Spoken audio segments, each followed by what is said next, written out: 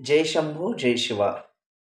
This is Basveshwar Kadgaonkar, and you all of watching my YouTube channel Speak English with BK.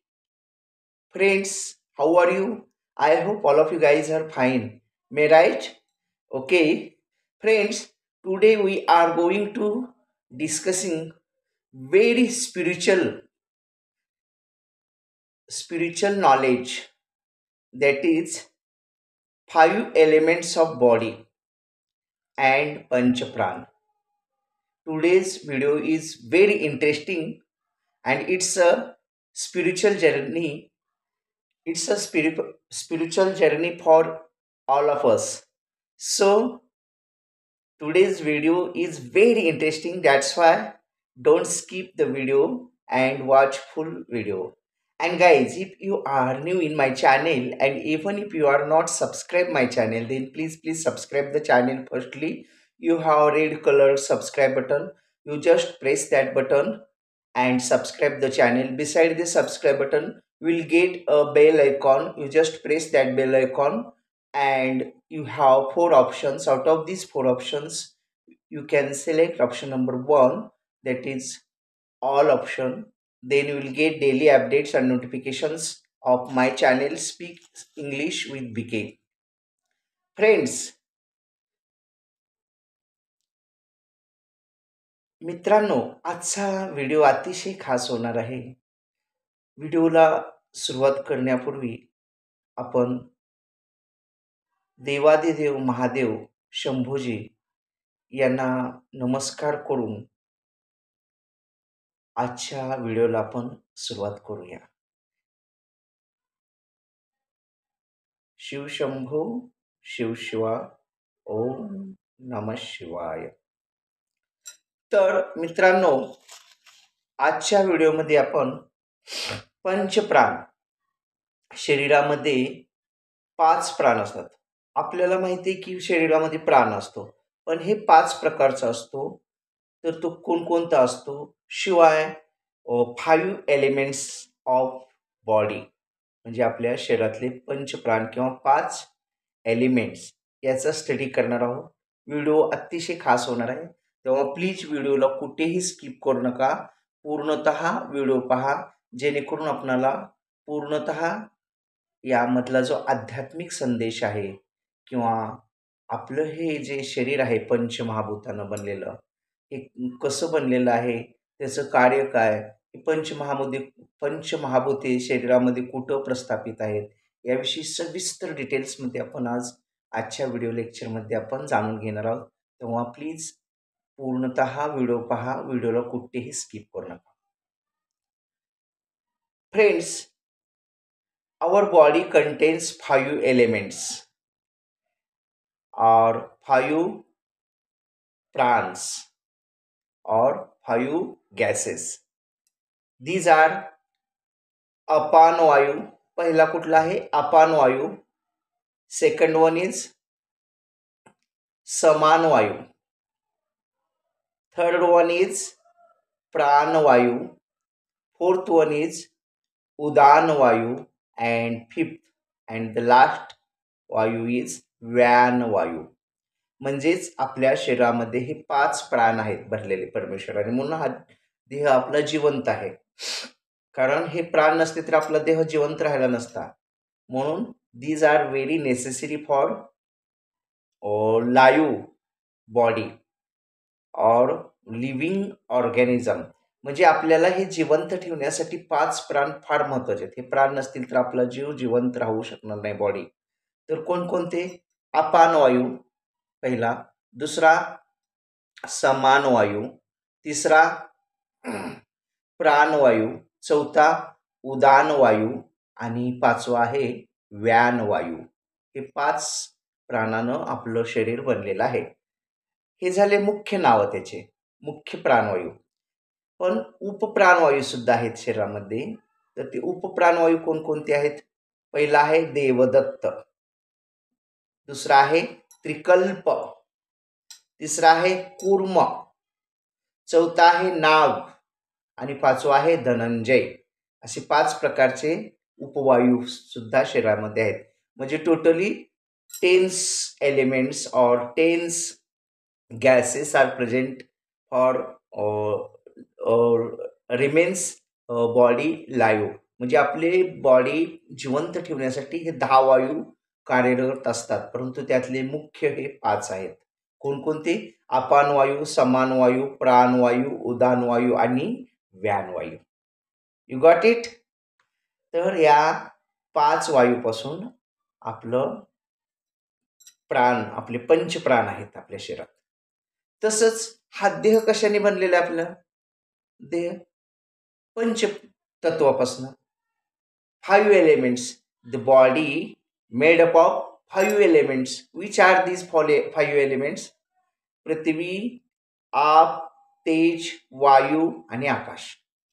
म्हणजेच पृथ्वी तत्व आहे, जलतत्व आहे, वायुतत्व आहे, अग्नितत्व आहे आणि आकाश तत्व आहे. असं 5 पंचमहाभूताचा हा देह बनलेला आहे आणि यामध्ये पंचप्राण आहेत. ओके. तर हे पंचतत्व कसे ओळखायचे आपण आणि ते कुठं कसे कसे कार्यरत असतात हे बघायचं आपण आजच्या व्हिडिओमध्ये. तर suppose this is palm. Palm म्हणजे आपला तळहात किंवा हा हँड म्हणूया आणि हा पाम. मी असा धरेन किंवा असा, जसं पाहिजे तसं तुम्हाला जसं लक्षात येईल असं. तर एकूण आपली जी हे आहे ब्रह्मांड, भगवद्गीतेमध्ये श्रीकृष्णाने सांगितलेलं आहे की हे ब्रह्मांड आहे जे आपलं, श्रीमद भगवद्गीतेत श्रीकृष्ण म्हणतात की मी या प्रत्येक ब्रह्मांडात, असे अनंत ब्रह्मांड आहेत. किती ब्रह्मांड आहेत आपल्याला गणित नाही. अनेक गॅलेक्सी आहेत, अनेक म्हणजे अनंत कोटी ब्रह्मांड नाही का परमेश्वर. आणि या सगळ्याच नियंत्रण विष्णूजीचं काम काय आहे? ब्रह्मा, विष्णू आणि महेश. ब्रह्माचं विश्वाची निर्मिती करणे, त्याचं पालन पोषण करणं विष्णूजीचं काम आहे. आणि डिस्ट्रक्शन म्हणजे विनाश कोणाचं आहे? महेशजीचं काम आहे. GOD, गॉड म्हणजे देव. जी म्हणजे जनरेशन म्हणजे ब्रह्माजी. ऑपरेशन म्हणजे हे सगळी देखरेख करणं, नियंत्रण करणं, पालन पोषण करणं हे विष्णूजीचं काम. आणि त्यातला GOD म्हणजे डिस्ट्रक्शन म्हणजे विनाश करणे. यदा यदा हि धर्मस्य ग्लानिर्भवन्तु भारता संभवानी युगे युगे. ज्या वेळेला धर्माला ग्लानी येते, म्हणजे हे आपल्याला जे पाठवलंय, आपल्याला रूल्स अँड रेग्युलेशन देऊन पाठवलेलं परमेश्वराला. मानवी रूल्स आहेत, नैसर्गिक रूल्स आहेत, दैवी रूल्स आहेत. हे पाळलं तर आपण इथं जिवंत राहू शकू. परंतु आता माणसाने हे सगळं विसरलं आणि जानवरापेक्षाही बेहतर झालेलं आहे. म्हणून कल्की भगवान येऊन हे सगळं नाश करणार आहेत आणि कल्की भगवानला महेश पाठवणार आहेत. महेश म्हणजे शंकराचं काम काय? डिस्ट्रक्शन. तर हे तिघांचे 3 कार्य. तर श्रीमद भगवद्गीतेत श्रीकृष्ण म्हणतात असे अनंत ब्रह्मांड आहेत आणि ह्या अनंत ब्रह्मांडा म्हणजे माझं भ्रमण असतं, म्हणजे फिरणं चालू असतं प्रत्येक ब्रह्मांडात. आणि हे जे हे जे आपलं ब्रह्मांड आहे किंवा कुठलंही ब्रह्मांड हे 7 लेयर्सनी, 7 एलिमेंट्सनी बनलेलं आहे, 7 तत्वाने बनलेलं आहे. ते म्हणजे अर्थ एलिमेंट म्हणजेच अर्थ, air, fire, water and sky हे पंचतत्व. परंतु 7 लेअरने बनलेलं आहे. त्यामध्ये स्पिरिच्युअल लेअर 2 आहेत किंवा स्पिरिच्युअल लेवल 2 आहेत. त्या कोणत्या? प्रकृती तत्व आणि अहंकार तत्व. हे 2 तत्व हे 2 लेअर कशाचे? स्पिरिच्युअल म्हणजे दैवी आहेत. एकदम वरची जी 2 लेअर आहेत ते काय? दैवी आहेत. एक प्रकृती तत्व आणि अहंकार तत्व. आणि त्याच्या खालची जी तत्व, हे आपलं आकाश जे दिसतं त्याच्यावर पण 2 लेअर आहेत. कोणते? प्रकृती आणि अहंकार. प्रकृती लेअरमध्ये जे आहे एकदम शेवटच्या लेअर तिथं वैकुंठ किंवा कैलास आहे. त्यानंतर अहंकार, इथं जे पुण्यात्मे असतात तिथं. आणि मग त्याच्या खाली आकाश, त्याच्या खाली वायू, त्याच्या खाली अग्नी, जल आणि पृथ्वी. तर हे सुद्धा सिरियली आहे.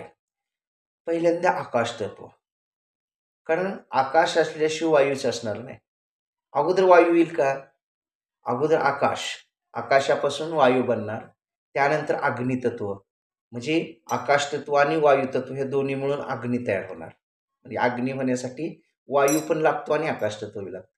आणि त्यानंतर जलतत्व. जलतत्वासाठी आकाश तत्व बी लागतं, वायू तत्व लागतं आणि अग्नितत्व पण लागतं.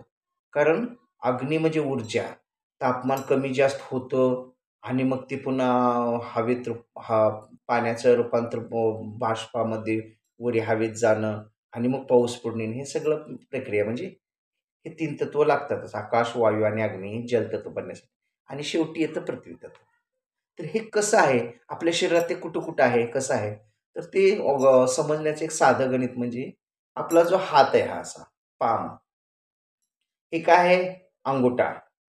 पहिलं बोट म्हणजे अंगुठा हे. हा जो आहे अंगुठा. हे काय आहे? तर्जनी. हे मध्यमा. हे अनामिका आणि हे करंगळी. असे 5 बोटाची 5 नावं आहेत. तर अंगुठा जो आहे, हा अंगुठा ह्याला थंब म्हणतात. ह्या थंबमध्ये अग्नितत्व असतं. शरीरातलं जे अग्नितत्व आहे, ऊर्जा तत्व आहे, ते कुठं असतं? अंगुठ्यामध्ये.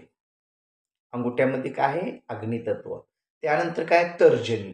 तर्जनी म्हणजे याला इंग्लिशमध्ये काय म्हणतात? Index finger. हा झाला थंब. थंब म्हणजे अंगुठा. अंगुठ्यामध्ये काय आहे? अग्नितत्व. त्यानंतर तर्जनी. तर्जनी म्हणजेच इंडेक्स फिंगर. याचं नाव इंग्लिशमध्ये इंडेक्स फिंगर आणि यामध्ये कोणतं तत्व आहे? एअर. एअर तत्व म्हणजे वायू तत्व आहे. अंगुठ्यात कोणतं? अग्नितत्व. तर्जनीमध्ये वायू तत्व. हे मधलं बोट, मध्यमा. ह्याला मराठीत मध्यमा म्हणतात आणि इंग्लिशमध्ये काय म्हणतात? Middle finger. तर या मिडल फिंगरमध्ये कोणतं तत्व आहे? स्काय म्हणजे आकाश तत्व. आकाश तत्व आहे.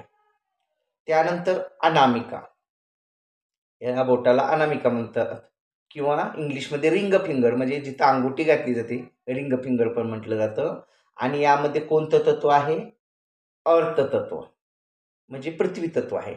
अनामिकामध्ये पृथ्वी तत्व आणि शेवटचं जी करंगळी आहे, याला इंग्लिशमधून इंडेक्स फिंगर म्हणतात आणि ह्या करंगळीमध्ये कोणतं तत्व आहे? तर वॉटर तत्व किंवा जलतत्व. जलतत्व आहे. You got it? समजलं? तर हे तत्व आपल्या शरीरात 5 एलिमेंट असतात आणि ते आपल्या शरीरात कार्य करत असतात. म्हणून हे शरीरचं बॅलन्स आहे किंवा शरीरामध्ये ऊर्जा आहे, ताकद आहे, बल आहे, इम्युनिटी आहे. हे सगळ्या गोष्टी त्यामुळे आहेत. हे 5 एलिमेंट्स जर नसतील किंवा पंचतत्व नसतील, तर मग आपलं ते कार्यच होणार नाही ना बॉडीचं. म्हणजे हे बॉडीमध्ये कंपल्सरी असतंच. तर थंबमध्ये काय आहे? अंगुठ्यात अग्नितत्व आणि शरीरात अग्नितत्व काय करतं? आपल्यामधली जी एनर्जी आहे शरीरातली, एनर्जी म्हणजे ताकद, ऊर्जा, बल आणि आपल्यातला जो कॉन्फिडन्स लेव्हल आहे शरीरातला आत्मविश्वास, ह्या अग्नितत्वामुळं आपल्या शरीरामध्ये आत्मविश्वास वाढतो किंवा आत्मविश्वास येतो. आता आत्मविश्वास कधी येतो? जेव्हा आपण हॅपी असतो किंवा समजा आपल्या पॉकेटमध्ये खिशात ₹1,00,000 आहेत. खिशामध्ये आणि आपण कुठेतरी चाललो आणि खिशात ₹1,00,000 आहेत. तर आपली चालण्याचा ढंग सुद्धा बदलतो बघा. कारण त्यात पॉवर आहे. अग्नी म्हणजे पॉवर आणि आपल्यात फुल ऑफ कॉन्फिडन्स पण येतो. एक ऐट येते, एक रुबाब येतो. कशामुळं? या अग्नितत्वामुळं. म्हणजे शरीरात जर अग्नितत्व आपलं प्रबळ असेल, बॅलन्सिंग असेल, चांगलं असेल, तर आपल्यामध्ये फुल of confidence, full of energy, full of ऊर्जा, बल आणि आपली असं देखणी किंवा बघण्यासारखी एक रुबाबदार व्यक्तिमत्व असतं आपलं पर्सनॅलिटी. म्हणजे अग्नितत्व जर व्यवस्थित असलं. अग्नितत्व जर आपलं कमी झालं कुण्या कारणानं, तर आपलं मग आपलं वागणं किंवा आपलं लॅक ऑफ कॉन्फिडन्स, आपलं कॉन्फिडन्स कमी होणार किंवा आपलं ऐट राहणार नाही आपल्या जीवनामध्ये. असं एक लुझर म्हणजे नेबळटासारखं आपलं जीवन होईल. म्हणून आपल्याला अग्नितत्व आपलं प्रबळ पाहिजे आणि हे अग्नितत्व कुठं असतं? अंगुठ्यामध्ये. आपण म्हणतो बघा काहीतरी गोष्ट येस! किंवा मॅच जिंकली. Yes, yes. छान, छान. असंच खेळ किंवा all the best, best of luck. Best of luck करताना सुद्धा आपण थंब दाखवतो. म्हणजे कॉन्फिडन्स, जोमानं, आत्मविश्वासानं तू परीक्षेला सामोरं जा आणि यश संपादन कर. That is this thumb is full of confidence, giving full of confidence to himself and other self also, म्हणजे आपल्याला आणि दुसऱ्यांना पण हा कॉन्फिडन्स देतो, कारण यात अग्नितत्व आहे. त्यानंतरचं जे बोट आहे ते काय आहे, तर्जनी. तर्जनी म्हणजे इंग्लिशमध्ये ह्याला काय म्हणतात, इंडेक्स. आणि ह्यामध्ये काय आहे, एअर एअर तत्व किंवा एअर गॅस किंवा एअर एलिमेंट, म्हणजेच एअर म्हणजे वायू, आपलं वायू. तर वायू तत्व जर बॅलन्सिंग असेल आपल्या शरीरामध्ये, तर काय होतं, आपलं ब्रिदिंग, श्वास घ्यायची क्रिया व्यवस्थित होते. आणि आपल्या शरीरामध्ये एअर किती असते, 6% असते शरीरात हवा. आपल्या शरीराला हवेची किती गरज आहे, 6%. तर आपलं ब्रिदिंग व्यवस्थित असल्यामुळं आपली इतर कार्य पण बॉडीची व्यवस्थित होतात आणि आजारपण पण कमी येतात. म्हणून आपलं श्वासावर नियंत्रण पाहिजे. आणि श्वासावर नियंत्रण कधी येतं, तर प्राणायाम केल्यावर येतं. प्राणायाम केला पाहिजे. मेडिटेशन केलं पाहिजे, चॅन्टिंग केलं पाहिजे, की त्यामुळं आपलं श्वासोच्छ्वास व्यवस्थित होतो. आणि श्वासोच्छ्वास व्यवस्थित झाला की सगळ्या बॉडीच्या क्रिया पण व्यवस्थित होतात. त्यानंतरचं बोट आहे मध्यमा. मध्यमा म्हणजे मिडल फिंगर. हे कशाचं आहे, स्काय म्हणजे आकाश तत्व आहे यात. स्काय एलिमेंट, आकाश तत्व. आपल्या शरीरातलं जर आकाश तत्व चांगलं असेल, तर आपल्याकडं स्पिरिच्युअल नॉलेज, स्पिरिच्युअल म्हणजे आध्यात्मिक नॉलेज, ऋषींकडे कसं असतं तसं नॉलेज आपलं वाढतं. हे जीवन काय आहे, हे ब्रह्मांड काय आहे, देव म्हणजे कोण, मी कोण, आपल्याला जीवन, मानवी जीवनाचा उद्देश काय, आपण जन्माला आलो कशासाठी, आपल्याला करायचं आहे काय, हे सगळ्या गोष्टी त्याला उलगडत जातात. हे गूढ आहेत सगळे, एक एक एक एक त्याचे ते उलगडत जातात. स्पिरिच्युअल नॉलेज वाढतं. आणि आपली कम्युनिकेशन स्किल पण वाढते. कम्युनिकेशन म्हणजे इतराबरोबर आपला सुसंवाद, जगात वावरताना कुणाशी कसं बोलायचं, कसं वागायचं, हे सगळं नॉलेज आपल्याला या आकाशतत्वामुळे मिळतं. म्हणून आपलं आकाशतत्व जर व्यवस्थित असेल शरीरात, म्हणजे बॅलन्सिंग असेल, तर आपल्याकडं फुल ऑफ कॉन्फिडन्स तर येतोच येतो, पण कम्युनिकेशन स्किल वाढते. आणि स्पिरिच्युअल नॉलेज म्हणजे आध्यात्मिक नॉलेज, जीवनाचा उद्देश, जीवनाचं एम, ध्येय सगळं कळतं. ओके. त्यानंतर काय आहे, अनामिका. अनामिकेला काय इंग्लिशमध्ये म्हणतात, रिंग फिंगर. रिंग फिंगर कळणार, एंगेजमेंट रिंग. जे यंगस्टार आहेत त्यांचं बोट हे असं झालेलं असतं, उत्सुकता असतं की कधी एकदा ह्यामध्ये रिंग येईल. त्यांची जी हे आहे, होणारी नववधू, तर ज्यावेळेला एंगेजमेंट सेरेमनी असतं, ते तिच्या बोटात तो घालतो रिंग, तिनं ती ह्याच्या बोटात. असलं सांगत जाऊ, मन में लड्डू फुटते सर, दो दो लड्डू फुटते. तर हे जे रिंग फिंगर, जोक्स अपार्ट, विनोदाचा भाग सोडा. तर रिंग फिंगर म्हणजे आपण शक्यतो या बोटामध्ये अंगुठी घालतो बघा, ह्याला रिंग फिंगर म्हणतात. यालाच मराठीतनं नाव आहे अनामिका. आणि यामध्ये कोणतं तत्व आहे अनामिकेमध्ये, तर अर्थतत्व. अर्थतत्व म्हणजे पृथ्वी तत्व, पृथ्वी तत्व आहे.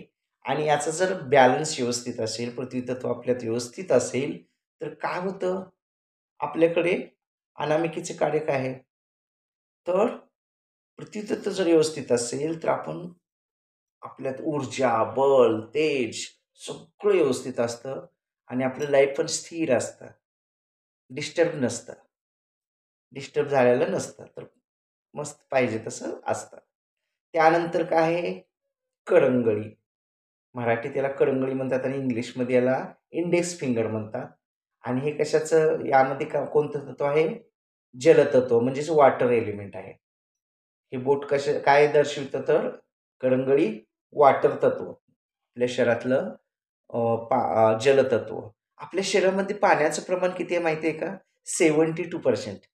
लाईक अर्थ, अर्थवर सुद्धा जवळपास 72% अर्थ contains water and 28% of land.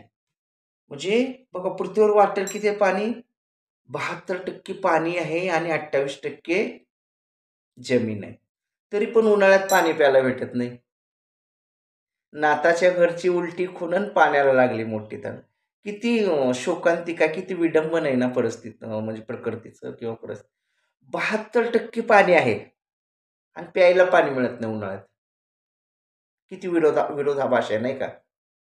हं?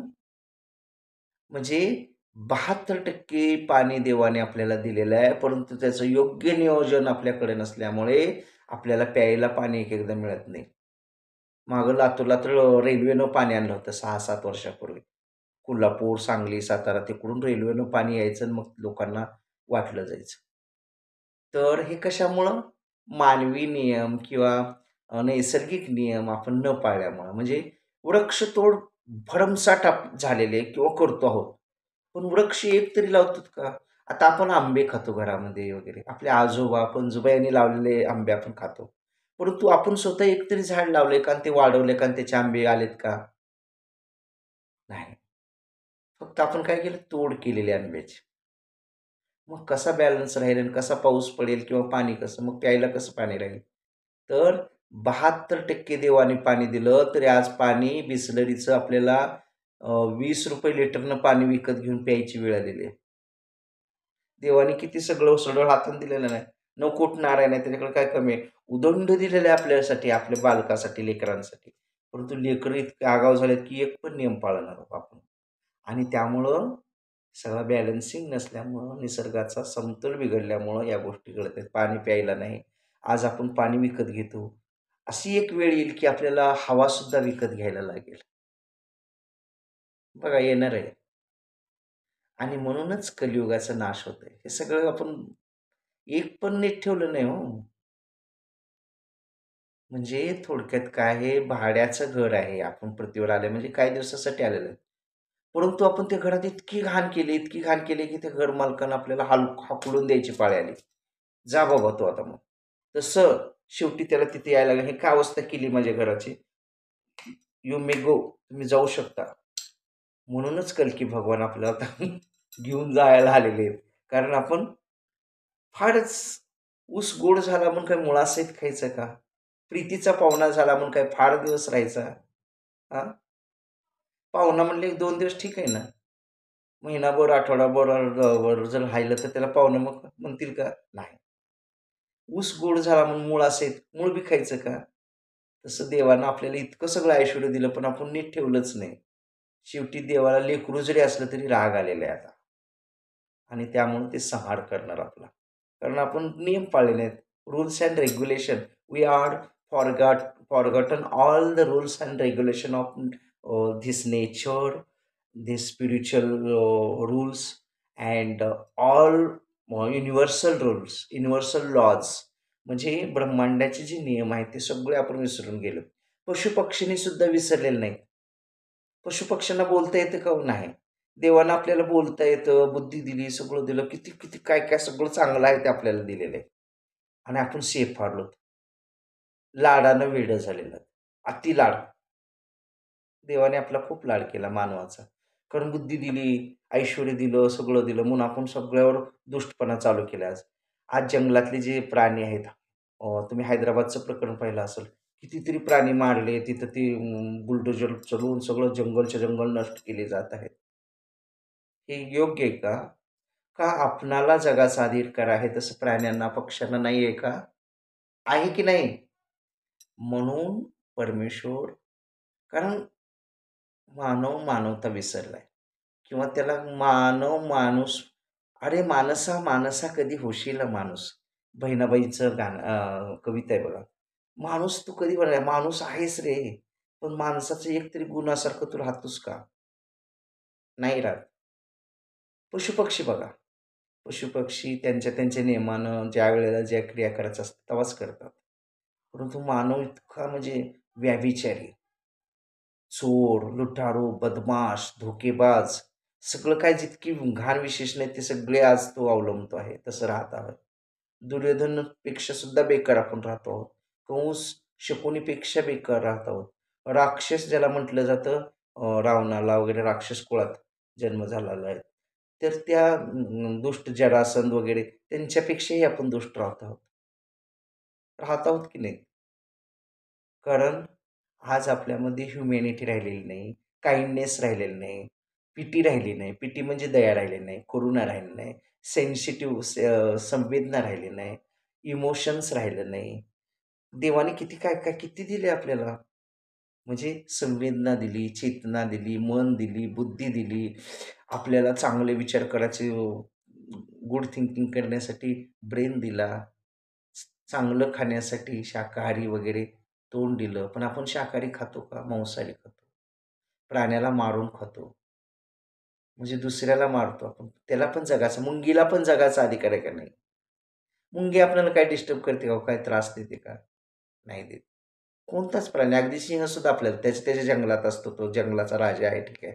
त्याच्या एरियात गेल्यावर मात्र तो आपल्याला काय करेल, पण तो आपल्याला इथं आपल्या इकडे येऊन त्रास देतो का? नाही. मग आपण तिथं त्याच्या जंगलात जाऊन त्याचं जंगलतोड, त्याचं घर जे राहायचं ठिकाण आहे ते नष्ट करत असू, तर तो गप्प बसेल का? नाही. तर आता पृथ्वीवर कलियुगाच्या अंताला 7 दिवस आणि 7 रात्र पूर्ण अंधार असणार आहे. पूर्ण अंधार. आणि ह्या अंधारात सूर्य महाराज बी आपलं संरक्षण करायला येणार नाहीत 15 दिवस. तर त्या 15 दिवसात आपली काय अवस्था होईल ते देवच जाणे. कारण हे जंगलातले जे प्राणी आहेत, हे बदला घेण्यासाठी नाहीत. रिव्हेंज, सूड उगवण्यासाठी येणार आहेत. कारण किती सहन करायचं तिने तरी. एक सहनशीलता असते की नाही? आणि किती दिवस सहन करायचं?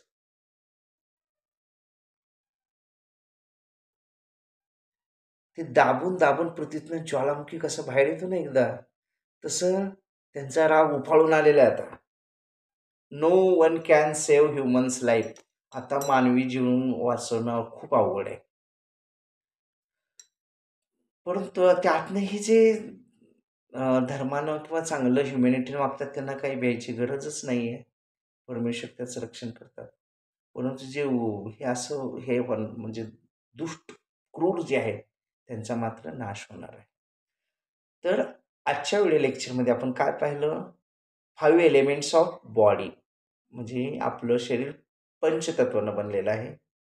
तसे तर 7 लेयर्स आहेत, 7 तत्व, परंतु 5 तत्वाचाच आपल्याला संबंध येतो. जे 2 तत्व आहेत ते स्पिरिच्युअल आहेत, म्हणजे वरचे आहेत. ते म्हणजे प्रकृती आणि अहंकार. These are the spiritual dimensions. Prakriti and Ahankar, these two are spiritual dimensions, while sky element, air element, fire element, water element, earth element, these five are physical dimensions which affects the human body. हे 5 तत्वच फक्त आपल्याला परिणाम करतात हे human बॉडीला. And remaining to that is spiritual dimensions. Spiritual म्हणजे आध्यात्मिक लेवलचे आहेत. ते वरच्या पात्रात आहेत. ते आपण मेल्यानंतर आपल्या कर्मानं आपल्या जीवनातल्या ते आपल्याला प्राप्त होतात. जर आपण तशी कर्म केली तर. नाहीतर नाही. म्हणजे ज्याला आपण कैलास म्हणतो किंवा वैकुंठ म्हणतो. म्हणजे भगवंताच्या अगदी भगवंतापाशीच विलीन होणं. स्वर्ग. स्वर्ग काय करतं? जितकं पुण्य आहे तिथपर्यंत आपण स्वर्गात राहू शकतो आणि पुन्हा पुण्य संपले की आणखी पृथ्वी तलावर यावं लागतं. म्हणून स्वर्ग नकोय मला. तर आपलं ध्येय काय पाहिजे? कैलास किंवा वैकुंठ, किंवा हा जन्म हा अखेरचा, हा जन्म माझा शेवटचाच. आता मी पण माझे संपून मला तुझ्यामध्ये सामावून घे. जसं की कानोपात्रा म्हटली होती बघा. कानोपात्रा काय? कानोपात्रा एका वेशीची मुलगी होती. वेश्या म्हणजे शरीर विक्री करणारी स्त्री, सेक्स वर्कर. आणि गरिबी किंवा त्यांचं ते काही कारणानं फसवणूक वगैरे करून ही जे बायका असतात सेक्स वर्क करणाऱ्या, या वाईट असतात असं नाही आहे. मजबुरी असते त्यांची. कारण त्यांना कुणीतरी तिथं फसवून आणलेलं असतं अशा ठिकाणी, किंवा काही केलेलं असतं, नोकरी लावतो वगैरे म्हणून, आणि त्यांना मग ते उदरनिर्वाह करण्यासाठी आणि अन्याय अत्याचार झाल्यामुळं शेवटी शेवटच्या पर्याय म्हणून त्यांना देहविक्रय करायला लागतो. आणि these elements are also essential. हे सुद्धा घटक आपल्या समाजामध्ये, सोसायटीमध्ये असायला हवं. पुराणापासून आहेत. जसं पुराणामध्ये रंभा, उर्वशी, मेनका, तिलोत्तमा ह्या ज्या नृत्यांगना होता. नृत्यांगना म्हणजेच थोडक्यात काय? That is sex workers. तर त्या असल्यामुळं जे घाण आहे किंवा विकृत लोक आहेत, हे सगळे ते ॲब्सॉर्ब करतात आणि बाकीची सोसायटी स्वच्छ राहायला मदत होते. तर मला सांगायचं तात्पर्य की कानोपात्रा त्या वेशीची मुलगी होती. आणि ती भर आता म्हणजे असं लग्नाचं वय झालेलं होतं आणि ते घरातलं वातावरण ते तिला आवडायचं नाही किंवा बाहेरचे पुरुष येणं वगैरे, ते आईचं वागणं वगैरे. परंतु नाईलाज होता. आईची बी काही चूक नाही. तिला कळली होती परिस्थिती असेल. परंतु तिला तिथं पटायचं नाही. तिला शुद्ध भाव होता. तिचं परमेश्वराकडे ओढ होती आणि एकदा तिच्या घरापासून दिंडी अशी चाललेली होती पंढरपूरला. तिनं पाहिली. म्हणे, "मी जर इथं राहिले, तर माझ्या शरीराची लचकी तोडल्यासारखे विकृत लोक येतील. आपल्या शरीराला अर्थ राहणार नाही." कारण money is lost, nothing is lost. Health is lost, something is lost, but character is lost, anything is lost. जर चारित्र्यच नसेल तर जगण्याला अर्थ काय? चारित्र्य म्हणजे आपलं सत्व आहे. स्वत्व म्हणजे आपला स्वाभिमान, आपल्यातलं तेज, आपलं शील. शील गेल्यावर जगण्यात काय अर्थ आहे का? धन गया तो जाने दो, पर कभू शील न जाए. धन गया तो जाने दो, पर कभू शील न जाए. एक शील बल प्रभाव से गई लक्ष्मी वापस आए. शिलामध्ये एवढी ताकद आहे. म्हणून शीलवान लोकांना ताकद. आज पिक्चरचे हिरोईन जे आहेत, माधुरी दीक्षित झालं, रवीना टंडन झालं, त्यांच्याकडे भरजरी साड्या, गाड्या, ऑडी, BMW वगैरे, वगैरे, वगैरे सगळं असतं. परंतु नीट विचार केला तर त्यांना मान आहे का? पैसा आहे म्हणून मान आहे का? आजकाल तसं काही टेंडन्सी लोकं निघालेत, की पैसेवाल्यालाच मान देतात. पण चारित्र्य म्हणून अगदी फाटकी साडी घातलेली, डोक्यावर मोळी घेतलेली अशी, काकत लेकरू असं म्हणजे जीर्ण कपडे घातलेलं. ती माऊली फाटकी म्हणजे साडी अशी जोडलेली बघा, ठिगळ लावलेली नेसलेली एखादी माऊली. ती शेतात कष्ट करणारी असते. तर तिला किंमत आहे. कारण ती शीलवान आहे, कष्ट करून खाते. म्हणून शीलाला एवढी किंमत आहे. परंतु आज कलियुगात काय झालेलं आहे?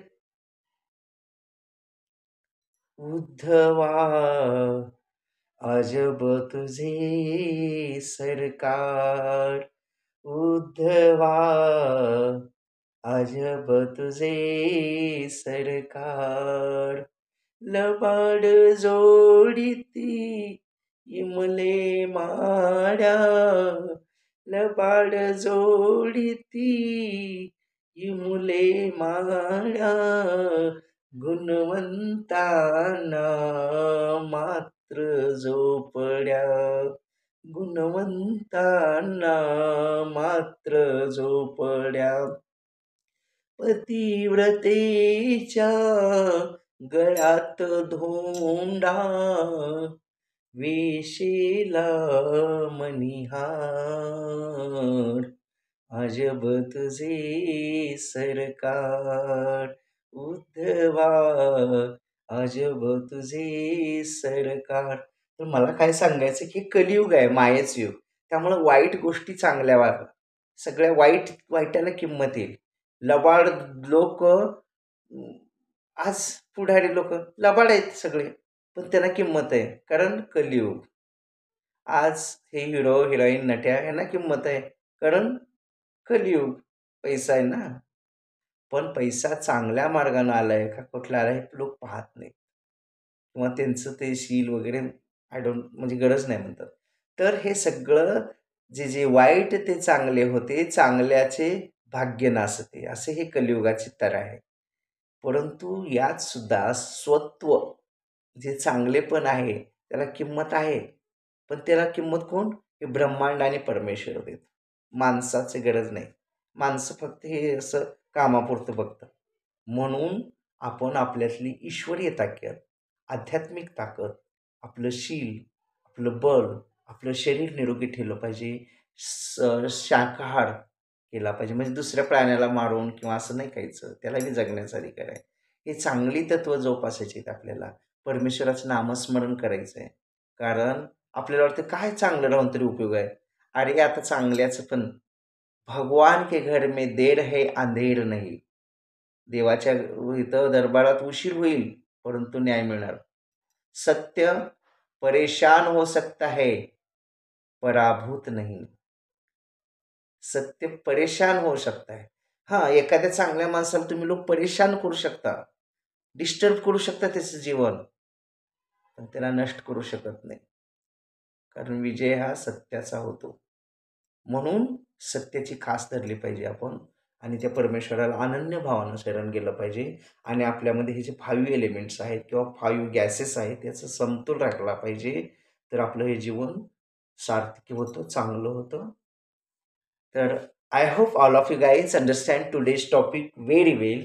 That is 5 elements of body, 7 layers of Brahman, and 5 gases of body.